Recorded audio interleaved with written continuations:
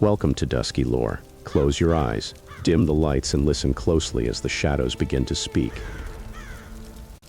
Story 1. I have always considered myself a fairly level-headed person. At 35 years old and working as a salesman, logic and quick thinking come almost automatically to me. I have spent countless hours on the road, jumping from meeting to meeting, eating fast food, and sleeping in generic motels.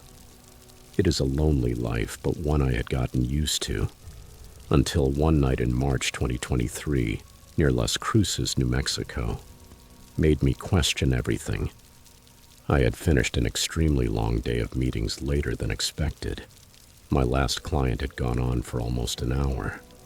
It was already dark when I got on the highway. Normally I would have stopped for the night, but there was something strangely comforting about the stillness of the road. The sound of the tires on the asphalt relaxed me. I decided to keep going. I thought I would find a place to sleep when I reached the next big town. After a while, fatigue started to creep in, making it harder for me to stay focused on the road. I looked at the GPS, hoping for relief, but the next motel was still about 2.5 hours away. Then I saw a rest area sign up ahead, a small blue rectangle offering a place to stop and get some air. It was not the cozy motel room I had been dreaming about, but it would have to do for now. When I pulled into the rest area, the silence was almost tangible. A lone street lamp was trying to light the parking lot, its weak yellow glow reflected off the cracked asphalt. A single car was parked off to the side with its hood up. The scene felt strange, but I brushed it off and minded my own business. After all, it was not unusual for someone to have car trouble, especially on long stretches of highway like that one. I parked a few spaces away from the car and stretched as I got out. The air was cool and still, the kind of silence that makes your ears strain to catch any sound. I walked toward the vending machine, digging for change in my pocket while deciding between a bag of trail mix or a candy bar. Then I heard a voice behind me. "Hey man, got a minute?" I turned around and saw a man coming from the car. He was middle-aged, maybe in his late 40s, with a weathered face and a slightly hunched posture. His plaid shirt looked old and worn, and his jeans were frayed at the hems. Despite his rough appearance, he was smiling. Maybe a little too much, if you ask me. "Car trouble?" I asked. "Yeah, I think the battery died," he said, scratching the back of his neck. "Could you give me a jump?" I looked at his car. The hood was open, but I did not see any jumper cables anywhere. There was something in his voice that did not sit right with me, though I did not want to jump to conclusions. "Do you have cables?" I asked. He hesitated for a moment. His smile slipped for a second. "Oh no, I must have left them at home," he replied. "But maybe you have some." "Sorry, I do not," I answered. "There is a gas station about 20 miles up the road. Maybe they can help you." His face tightened, though he quickly covered it with another overly wide smile. "That is far," he said. "Could you give me a ride just to the station?" That was when the first real alarm went off. I did not know this guy, and the last thing I wanted was a stranger in my car. "I would love to help, but I'm pressed for time," I said, taking a step back toward my own vehicle. "Good luck, though." His smile did not disappear, but his eyes hardened. "Come on, man," he said, with a slight edge in his words. "It is just a quick ride." "I really cannot," I replied, turning away. That was when I saw movement near his car. In the low light, a crouched figure behind the vehicle became just visible enough to catch my attention. It felt like getting punched in the stomach. It was not just one man, it was two. Keeping my composure, I said, "Sorry, I have to go," and started walking quickly toward my car. He did not follow me, but I could feel his stare burning into my back. As I opened the door and got into my vehicle, I looked toward his car. The second man was already standing half hidden in the shadows. He was younger, dressed in dark clothes, and his posture screamed trouble. I locked the doors and started the engine. As I backed out, my headlights swept over them. The older man was glaring at me, and the younger one had stepped fully into view, watching me as I drove away. Neither of them made any move to stop me, but their mere presence made my skin crawl. Back on the highway, I kept checking the rearview mirror, expecting to see their car following me. For a while, the road stayed empty and I began to relax, until a pair of headlights appeared in the distance, closing in fast. My pulse shot up as the car became clear. They were right on my tail. I tried to stay calm, keeping a steady speed. The highway stretched out deserted and endless, with no exits in sight. The sedan kept closing the gap, its headlights fixed in my mirror. I debated whether to speed up or pull over, but neither option felt safe. Then I saw a sign for a way station ahead. The place was lit up like a beacon, with several trucks parked in the lot. I turned in, hoping the presence of other people would scare them off. As I pulled in, the sedan slowed down and then sped up again, continuing down the road without stopping. I parked near the way station office, my hands shaking, and watched as their taillights disappeared into the night. I stayed there for quite a while, finding comfort in the low hum of the trucks and in the chatter of the drivers coming and going. Eventually, I felt calm enough to get back on the road, but the memory of those two men stayed with me. What if I had agreed to give him a ride? What if I had not noticed the second guy?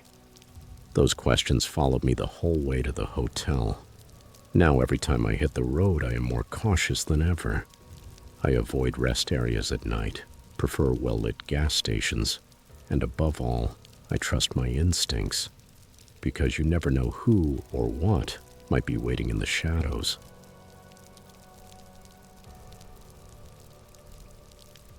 Story 2. Salt Lake City, Utah was a familiar checkpoint on my long-haul routes. As a truck driver with more than a decade of experience, I had seen my fair share of rest areas, but that one, on a quiet night in June, would leave a mark on me that I could never forget. I had just finished an exhausting 12-hour stretch, one of those drives where the road starts to blur into a single monotonous haze. The green glow of the sign felt like a signal of safety, a relief after all the tension. Rest area 2 miles. I decided to pull in and spend the night there. The rest area was like so many others, a modest parking lot with a few truck spaces, weak overhead lights, and a vending machine near the entrance. There were no other vehicles when I arrived, and that suited me just fine. The solitude was a welcome break from the constant noise and movement of the highway. I parked at the far end of the lot, where the shadows of the trees made everything feel even quieter. After a short walk to stretch my legs, I climbed back into the cab, locked the doors, and got ready to settle in. The silence of the night wrapped around me as I drifted off. The low purr of the engine had a calming rhythm that lulled me into drowsiness. It could not have been more than an hour before I was jolted awake by the glare of bright headlights. A truck had pulled into the lot and stopped much closer to me than necessary. The rest of the lot was almost empty, so why park so close? They kept the engine idling for what felt like forever before finally turning off the headlights. Sometimes drivers parked near each other for safety in numbers. Even though nothing seemed obviously wrong, something about the situation did not sit right with me. I lay back down, trying to ignore the uneasiness and get some sleep. But just as I was about to close my eyes, the other truck's headlights flickered on again. This time I sat all the way up. Had it been an accident? A signal? My heart pounded as I looked around, trying to make sense of what was happening. Then I heard a faint metallic tapping. It was coming from the back of my trailer. My breath caught as I listened more closely. Someone was out there. I grabbed my flashlight, hesitating over whether to step outside and check. Every trucker knows the dangers of isolated places. Stories of theft, assaults, and even disappearances are enough to make anyone think twice. But staying in the cab, feeling like a fixed target, seemed almost worse. Carefully, I climbed down from the truck. My boots crunched on the gravel. The flashlight beam sliced through the darkness as I made my way to the rear door of the trailer. "Who's there?" I called out, keeping my voice firm, though a slight tremor gave me away.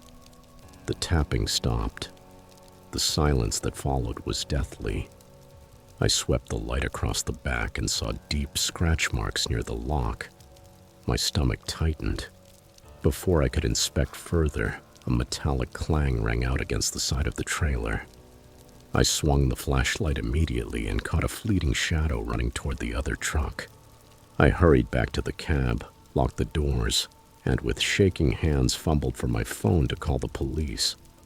The dispatcher assured me officers were already on the way, but I knew it would take time for them to arrive. The engine of the other truck roared to life and its headlights flared on aggressively. Leaning on the horn, I blasted a long, deafening signal, hoping to scare off whoever was out there. The lights of the other truck went dark, plunging the parking lot into an unsettling dimness. For a moment, the silence returned, but it was a heavy silence, loaded with tension. Then I heard footsteps on the gravel, slow and much too close for comfort. They circled my truck. I looked through the window, but the shadow swallowed everything. Whoever it was knew how to stay out of sight. Realizing I needed to take control, I revved my own engine. The deep roar shattered the oppressive silence. I switched on the high beams and swept the area with the light, catching movement near the edge of the lot. Two figures bolted toward the other truck, their faces hidden beneath hooded sweatshirts. The other vehicle started up and disappeared into the night. Still surging with adrenaline, I stayed inside the cab, my headlights flooding the now empty parking lot, until the distant sound of sirens broke the tension. When the police arrived, they inspected my trailer and found more signs of tampering. Scratches near the lock, discarded tools, and what looked like an improvised pry bar. One of the officers shook his head. "Looks like they were trying to force the door. Good thing you scared them off." I gave my statement, describing everything I had seen and heard. The officers promised to patrol the area, but the marks on my trailer and the abandoned tools were harsh reminders of how close I had come to becoming a victim. We left the rest area together, with me following the patrol car. After that, I installed extra locks on the trailer and a dash camera to monitor my surroundings. But no amount of preparation can erase the memory of that night. Now, every time I pull into a rest area, I cannot help thinking about how exposed I felt. That night in Salt Lake City taught me that. On the road, the real dangers are not always far away. Sometimes they are parked right beside you, waiting for the perfect moment to strike.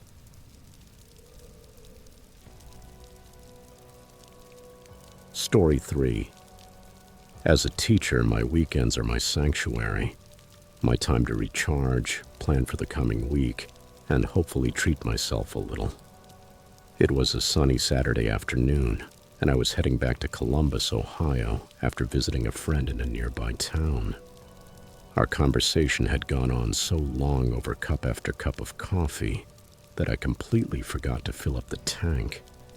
By the time I got on the road, the gas gauge was flirting dangerously with empty. I thought, I'll stop at the first station I see. The gas station where I stopped looked like something out of a trip back in time. The paint was peeling and the pumps were clearly older models, but they worked, and I was not in the mood to be picky. Next to the pumps was a small convenience store, with smudged windows that still let in enough light for the inside to look relatively clean. To the right of the store, there was a small outdoor area, some kind of booth with a few worn-out chairs. A man was sitting there, his body leaning back but his head held upright, watching. At first, I did not think much of it. Maybe he was just resting. But when I got out of the car, I noticed something unsettling. He was not just sitting, he was watching. His eyes were fixed on my car, or maybe on me. I pushed it out of my mind. Maybe he was waiting for someone, or maybe he was not even aware of how intense his stare looked. Even so, a prickle of unease ran down my back as I walked up to the pump and started filling the tank. The sun was warm on my back, and the hum of the pump filled the air. But I could not shake the feeling of being watched. Every time I glanced toward the booth, the man's eyes were still locked on me. He did not even pretend to look away. I told myself to stay calm. Maybe he was bored, or maybe he simply had a bad habit of staring. In any case, I decided not to stay any longer than necessary. When the pump clicked a signal that the tank was full, I closed the cap and headed into the store to pay. The man was still watching, his gaze following me as I passed the booth.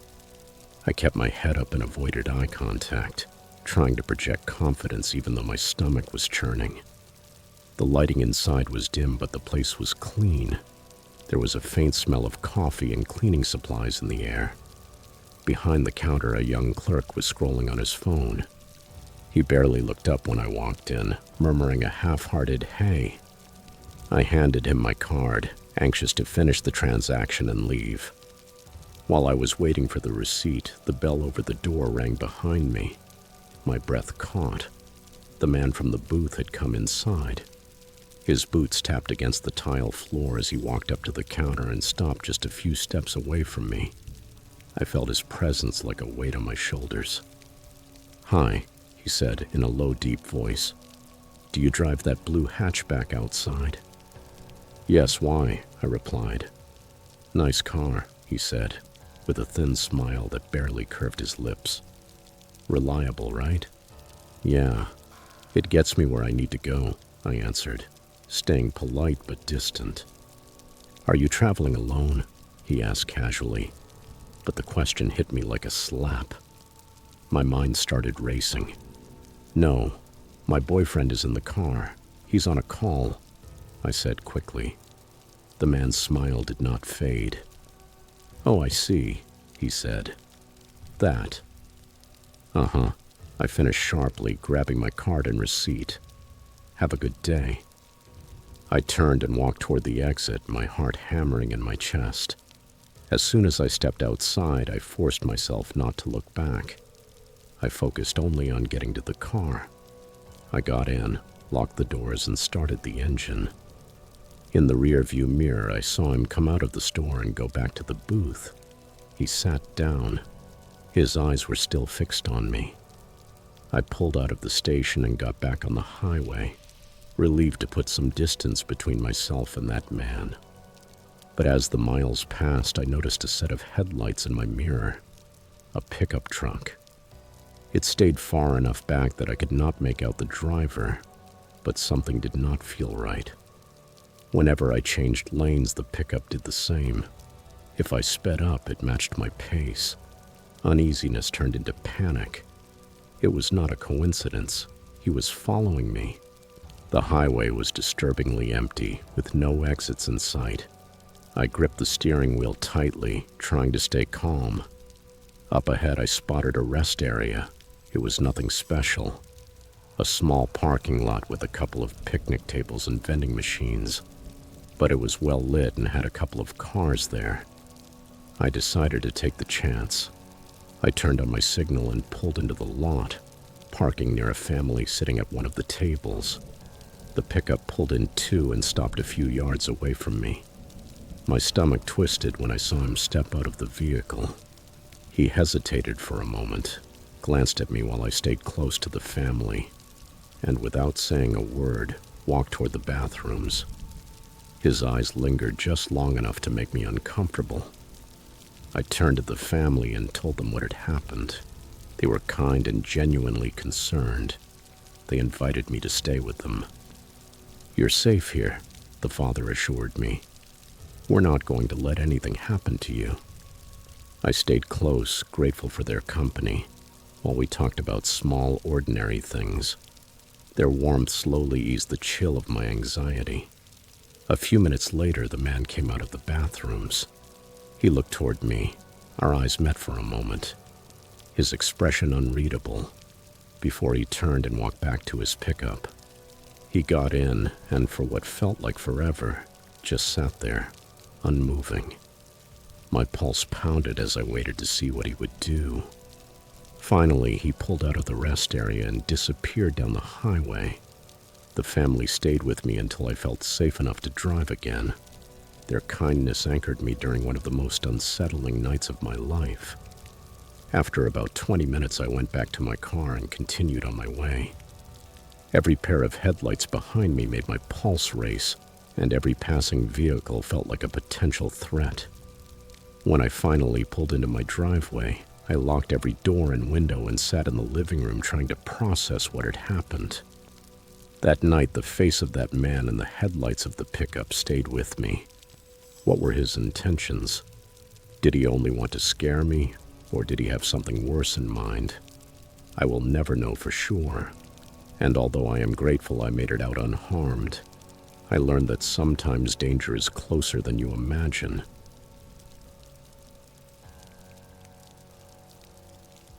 Story 4. I have always enjoyed road trips. As a librarian, I spend much of my time indoors, surrounded by books and silence. And there is nothing quite like the freedom of being on the road with a playlist of my favorite songs and no fixed plan. That day, I decided to take a solo trip through North Carolina. I had heard Asheville was a must-see stop, so I mapped out the route, packed some snacks, and hit the highway. It must have been around 8 p.m. when I realized I needed a break. I had been driving for hours and had not seen much beyond trees and winding roads. When I spotted a gas station sign up ahead, I decided it was time to stretch my legs and use the bathroom. The place was nothing special, a small worn-down building with a single pump out front, but it was open, and that was all that mattered. I pulled into the lot, noticing how deserted it was. No other cars, just my small hatchback under the weak glow of a flickering neon open sign. The building looked old, with peeling paint and a cracked window near the entrance. The restroom was off to the side, marked by a rusty sign that read, "Ladies." I grabbed my purse, locked the car, and headed that way. The bathroom door groaned when I pushed it open, and I was met by the harsh buzz of a fluorescent light overhead. It was not the cleanest place in the world, but I had seen worse on road trips. There were 2 stalls and a single sink with a cloudy mirror above it. I picked the stall that looked the most decent, hung my purse on the hook, and latched the door. Sitting there, I could not help noticing how quiet everything was. That kind of unnatural stillness, like the calm before a storm, when everything seems to stop. I told myself not to get worked up, that maybe I had read too many thrillers. But then I heard a faint creak, like someone stepping on the linoleum.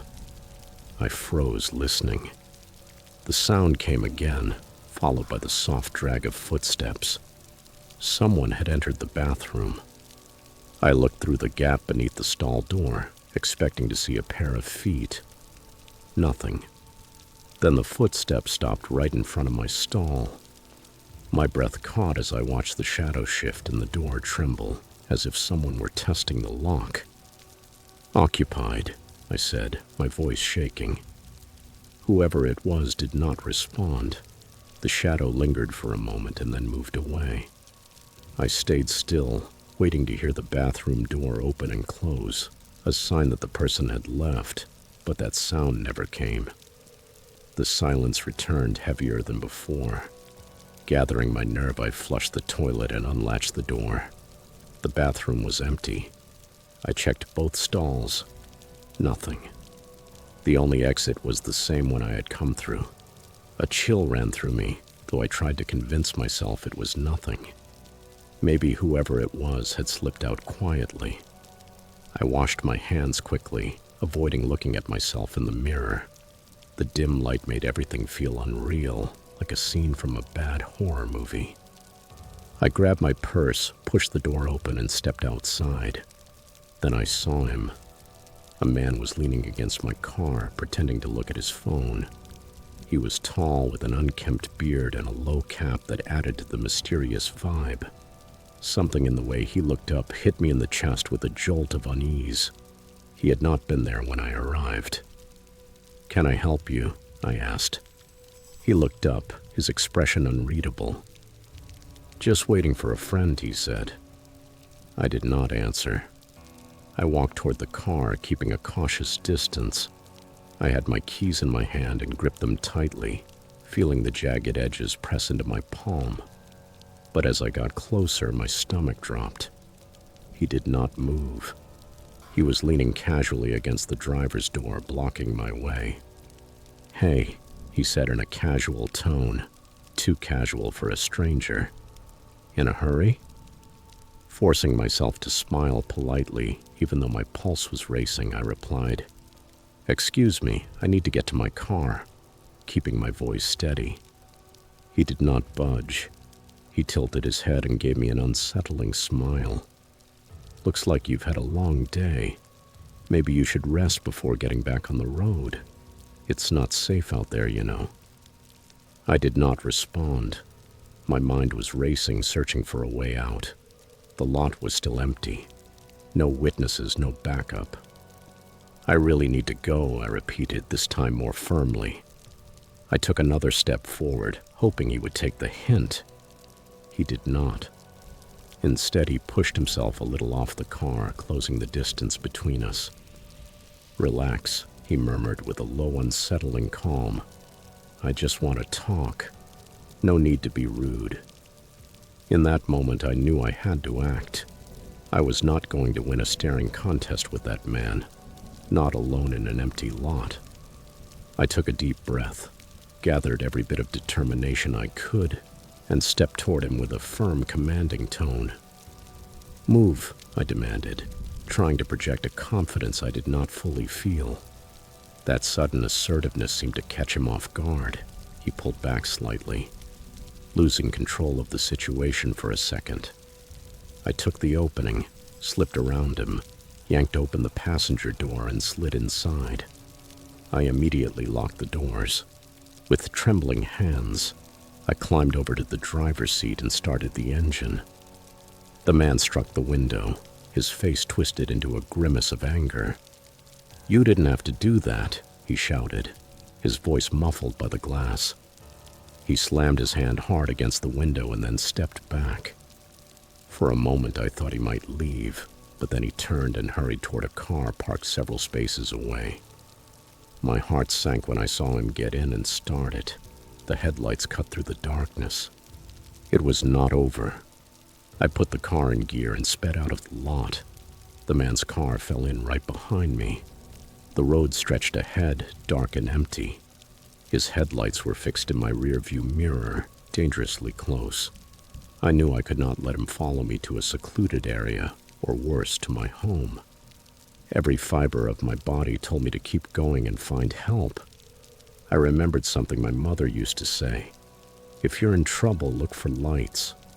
I scanned the road, praying for a diner, a gas station, anything. At last, I spotted a well-lit truck stop. It was small but busy, with several semis parked there. I swerved into the entrance, my tires screeching, and stopped near the main door. The man's car slowed when it reached the lot, but it did not come in.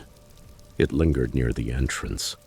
I jumped out of the car and ran inside, adrenaline turning my legs to jelly. Inside, the cashier and a few truckers looked up when I burst in. "There's a man following me," I blurted out. "He's outside in a silver sedan." One of the truckers, a burly guy in a flannel shirt, nodded and stood up. "Stay here," he said, walking toward the door.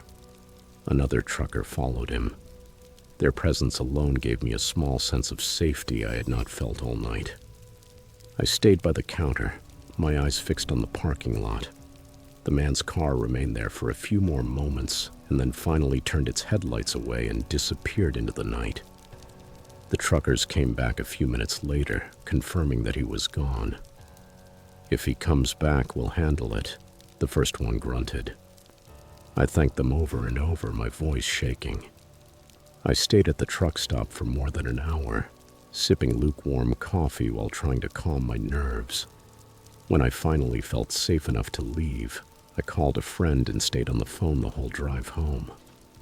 The next day, I reported the incident to the police, but without a license plate or a detailed description of the man, there was not much they could do. Even so, I came away from that experience with a powerful conviction. Fear is inevitable in moments like that, but how you respond can change everything. That night changed more than anything the way I see myself.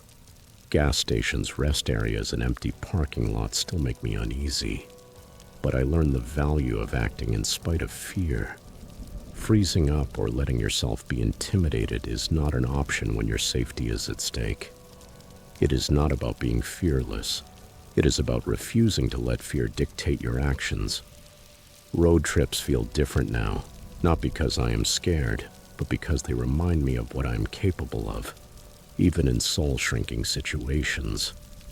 And if there is one thing I have learned, it is this: being prepared to stand your ground, even with trembling hands, can make the difference in keeping yourself safe. If these stories had you on the edge of your seat, leave a like and share the scares with your friends. Do not forget to subscribe and turn on the bell so you do not miss another chilling story. Have you ever experienced a disturbing stop? Tell me in the comments or send me an email. Maybe I will feature your story next time. Stay safe out there and always trust your instincts on the road. Thanks for watching, and I will see you in the next nightmare.